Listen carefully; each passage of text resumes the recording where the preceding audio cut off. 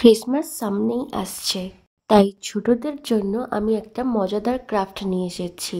একটা রেড কালারের A4 পেপারকে half করে নিয়েছি আর সেটাকে কেটে নিয়েছি।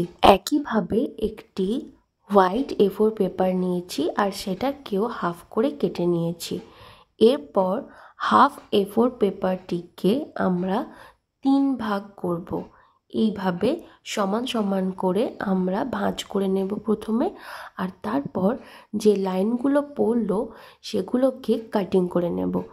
তার ফলে 3 টুকরো হয়ে যাবে কাগজটা। সাদাটাকেও একইভাবে 3 টুকরো করে নেব।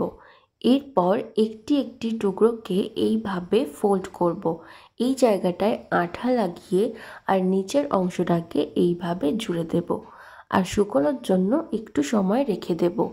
প্রত্যেকটা কাগজকেই একইভাবে আমরা রাউন্ড বানিয়ে নেব। এরপর একটা ছোট স্কোয়ার কাগজ নেব সাদা রঙের আর একটা স্যান্টা আঁকবো। প্রথমে পেন্সিল দিয়ে ড্র করে নেব আর তারপর স্কেচ পেন দিয়ে বর্ডার করে নিজেদের ইচ্ছা মতো কালার করে নেব। তোমরা চাইলে স্যান্টার টুপিটা একটু রেড কালারের A4 পেপার দিয়েও করতে পারো। এরপর আমরা এটাকে সুন্দর করে কাটিং করে নেব। আচ্ছা, তুমি কি আমার চ্যানেলের নিউ স্টার, অর্থাৎ প্রথম আমার চ্যানেলের ভিডিও দেখছো? তাহলে অবশ্যই আমার চ্যানেলকে সাবস্ক্রাইব করো, কারণ প্রতিদিন আমি কিছু কিছু ক্রাফটের কাজ বা ড্রয়িংয়ের কাজ করে থাকি।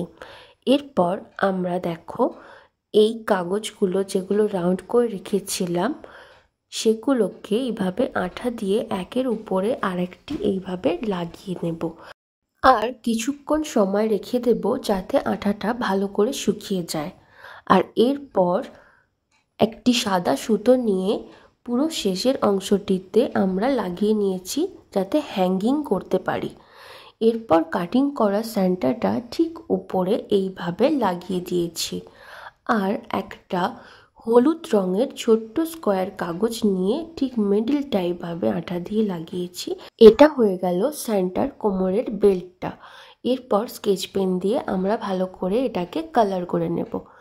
ক্রিসমাসে তোমরা অবশ্যই এটা বানিয়ে বাড়ির কোনো এক জায়গায় টাঙিয়ে দাও, দেখবে খুব সুন্দর দেখতে লাগছে।